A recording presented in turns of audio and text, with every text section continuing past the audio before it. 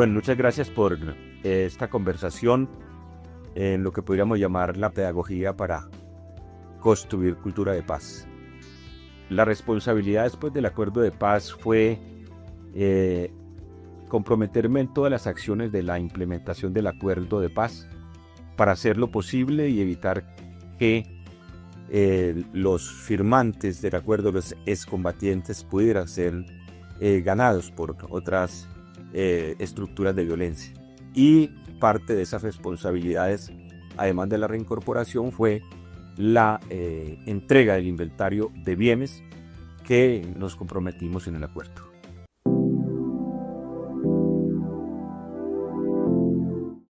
Lo que acordamos fue hacer un inventario de la economía de guerra que traduce en todos los aspectos logísticos, incluyendo muebles, inmuebles, recursos en efectivo, metales, y hacer un acumulado y entregar ese acumulado en un inventario, inventariado aspecto por aspecto, objeto por objeto o ítem a ítem.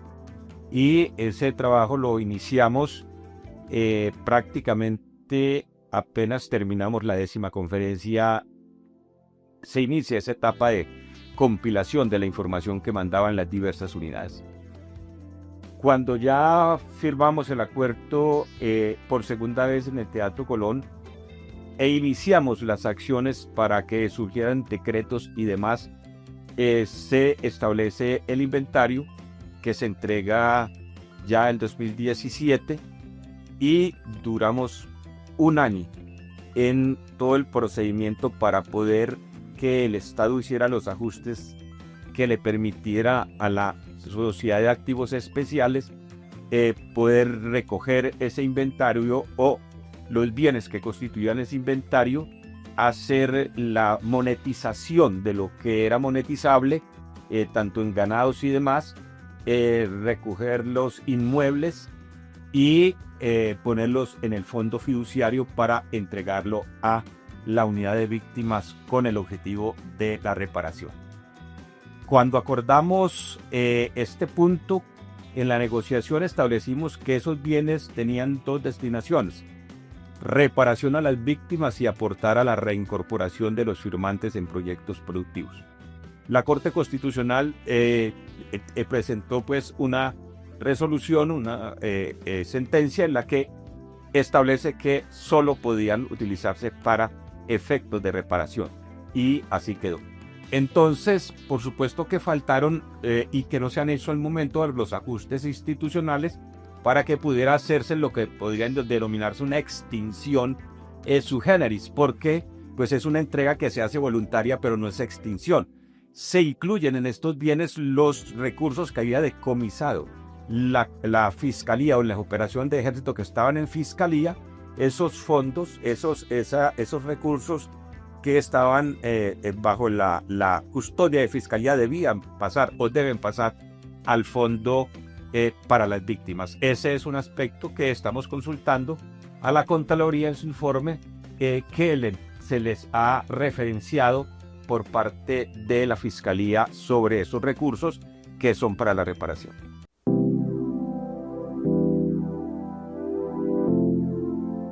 Yo creo que hay que ubicarnos en ese momento. Terminamos en un debate dado que la posición del gobierno ganó en cuanto al plebiscito. Nosotros nos oponíamos a hacer el plebiscito. Terminamos la 10ª conferencia en los Llanos del Yarí y salimos directamente a Cartagena y firmamos el acuerdo. Lo fuimos a esperar el plebiscito en La Habana y el plebiscito se pierde. Se inicia ese proceso de renegociación del acuerdo hasta llegar a firmarlo en noviembre aquí en el Teatro Colón en Bogotá. Todo eso estuvo marcado de una serie de tensiones, de debates en la delegación y en el país. El gobierno, diríamos, solo tenía un interés en cuanto a todo en la economía de guerra de la organización, que incluía el armamento.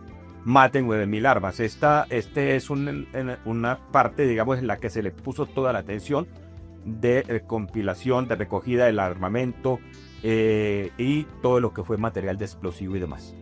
En cuanto a los bienes, claramente les habíamos manifestado que todos los inmuebles y la mayoría de todos los bienes, todos los bienes de la insurgencia fariana eran ilegales porque eran adquiridos por secuestros, eran adquiridos por asaltos a bancos, eran adquiridos por impuestos a empresas, es decir, no era ningún recurso que tuviera un sustento legal.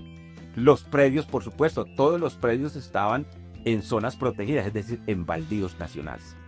Entonces, eso hacía pues que esa entrega, ya en cuanto íbamos a aportar nosotros en la referenciación de cada punto, tuviera esas limitaciones, y por eso entonces, además de la SAE, estaba en cada comisión de esas el Instituto Colombiano, el Agustín Codazzi. Eso lo manifestamos, no se hicieron ningunos ajustes. Digamos, la SAE, todos los recursos que se decomisan van al Frisco, que es ese fondo que tiene para, digamos, manejar pues los recursos de SAE y demás. Estos no podían ir al Frisco, estos fondos tenían que pasar al patrimonio para las víctimas, es lo que, como a la fiducia que se estableció. Entonces, esas, digamos, como las realidades que se trabajaron en ese sentido. Por tanto, no hay una norma que permita legalmente y, diríamos, con unos pasos establecidos institucionalmente para la entrega de estos bienes. Solo era Naciones Unidas como verificador de los bienes, la SAE como quien recibe los bienes, el Agustín Codazzi, digamos, en los inmuebles hacía todo el ajuste. Eso es lo que quedó, pero no hay hasta el momento una normatividad que permita trabajar en ese sentido.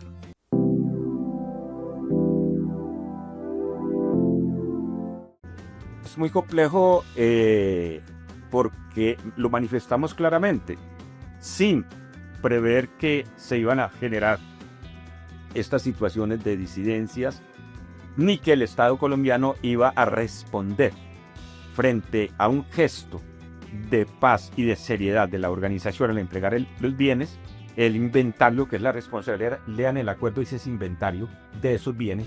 Y el señor fiscal Néstor Humberto Martínez, en un acto de sabotaje al acuerdo de paz, como fue su característica, y de sabotaje al Estado, sale a los medios a hacer mofa de los bienes sin centrar en lo fundamental. Y entonces habla de traperos, habla de todas las escobas, pues era lo que se había invertido. Mire, aquí está lo que se invirtió y lo que hay hasta el momento. Pero hacen esa acción de daño al acuerdo, e inmediatamente los actores armados se activan y inician un proceso de toma de regiones donde habían bienes.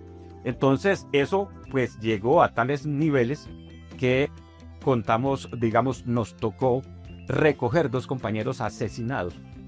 Mario Morales, que lo asesinan en Santa Rosa, sur de Bolívar, en una actividad concreta de territorio para ubicar bienes, y a Jorge Santofimio, que lo asesinan en Puerto Guzmán, en el Putumayo, que también hacía parte de ese equipo de trabajo de ubicación y entrega de bienes en el territorio. Entonces, los riesgos no los habíamos visto de esa manera, pero después se llegaron a una dimensión de tal carácter que en la última actividad que realicé en territorio para ubicar bienes fue en Ituango, y llegué al municipio, la cabecera municipal, con Naciones Unidas y demás, SAE, y las fuerzas militares dijeron: no les garantizamos la seguridad en el territorio, y nuestra recomendación es que no se salgan de la cabecera municipal porque entran en riesgo. Entonces nos tocó devolvernos y no pudimos completar la operación.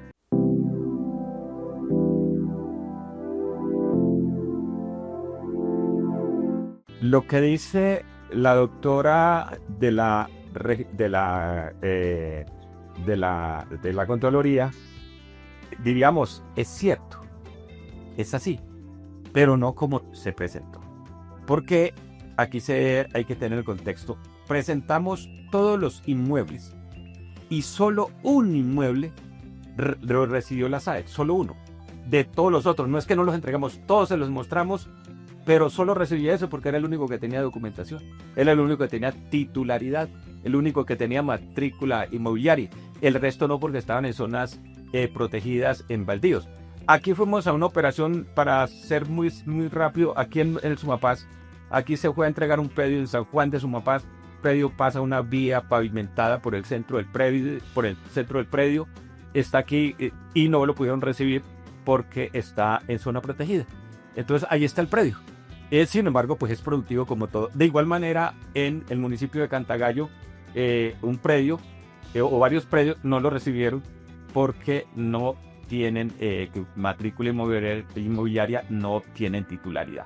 Eso fue para poner, y la mayoría, pues que nosotros, los bienes no eran para capitalizar, eran parte de lo que constituía la economía de guerra de la insurgencia fariana. Y por eso todos estaban en nuestra retaguardia. No era la visión, digamos, capitalista de apoderarnos de territorios y desplazar a la gente.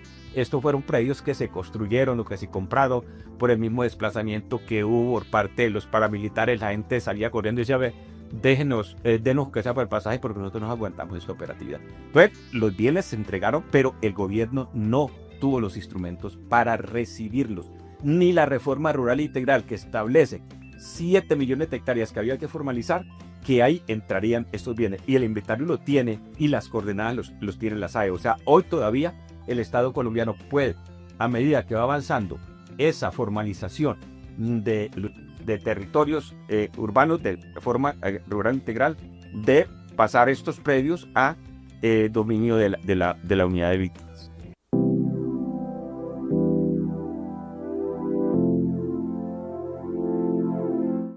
Bueno, dólares falsos, cuando entregamos, ni la SAE registra que hay dólares falsos. Cuenta, nosotros contamos, nosotros tampoco sabíamos que iban dólares falsos. Naciones Unidas está ahí, tampoco confirma que habían dólares falsos. ¿Cuánto descubren eso? Cuando se hace ya el cotejo ante el Banco Central de los Estados Unidos, que es que la SAE hace ese cotejo y encuentra 1.500 dólares falsos. Pues lógico es que ¿cuántos casos no nos ocurrió? Nosotros estábamos en la ilegalidad y recogimos dineros. ¿Quién sabe quién mandó a comprar unos dólares y les metieron unos falsos? No íbamos a ser nosotros tan irresponsables para ir a poner dólares falsos de manera consciente. Eso no lo podríamos haber hecho. Es decir, eso no ha estado nunca diríamos, en el ADN, si pudiéramos decir así, el componente fariano.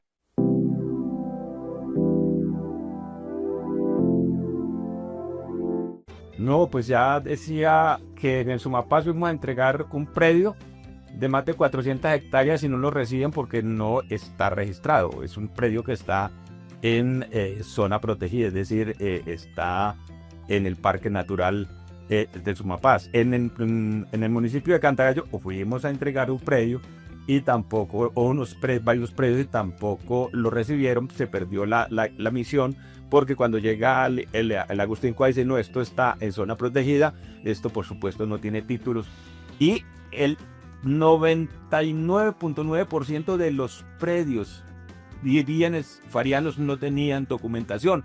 Los vehículos, pues ¿cómo eran los vehículos? Pues vehículos que habían sido tomados en carretera o que habían sido comprados a segundos, o que sencillamente la organización mandaba a comprarlos, pero botaba los documentos, porque si cogían un vehículo de esos con propiedad de algún ciudadano, pues lo iban a montar al ciudadano. De igual manera, los equipos de construcción de confecciones, los equipos de los talleres de fabricación de armamento, pues todo eso no tenía, como dice, pues tiene más papel, es un marrano, y claro que hoy los marranos tienen papel, que es un bien de esos. Entonces, pues ninguno de esos bienes podía, digamos, decir, mire, es que esto, la factura de este bien, no había factura. De igual manera, después muchos bienes de esos ya estaban, digamos, obsoletos para poderlos recibir, porque ya esto no se usa, pero nosotros lo usábamos porque nos servían en la selva. Entonces ni se podían donar porque no cumplían los requisitos. Entonces había que pasar al proceso de chatarrización, y ese proceso de chatarrización también tenía un costo. pues era la realidad, es decir, esto es lo que quedó, y por eso pues encontramos todos estos inconvenientes que se han presentado y regreso a que no se establecieron una normatividad especial para ese procedimiento que era sui generis. Aquí nunca se había dado en ningún proceso en el mundo una guerrilla había puesto a disposición sus bienes.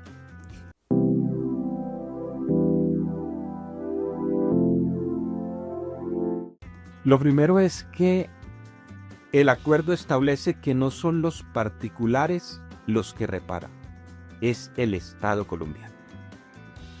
Hay que recordar que el acuerdo de paz estableció con mucha claridad que este acuerdo impulsaría a que el Estado mantuviera el monopolio de las armas, de las rentas y de la justicia. Por hacer justicia de manera individual llegamos a este fin. Entonces estos bienes se establecieron para reparar. Y hay que preguntarle a Naciones Unidas y a la Unidad de Víctimas qué se ha reparado con lo que se ha monetizado hasta el día de hoy. Por el informe del Consejo de Seguridad de las Naciones Unidas, se establece en 2023 que han sido reparadas 2.000, o hasta ese momento reparadas 2.300 víctimas con más de 4.5 millones de dólares. Es lo que se presenta en el informe y hay que remitirnos a esto.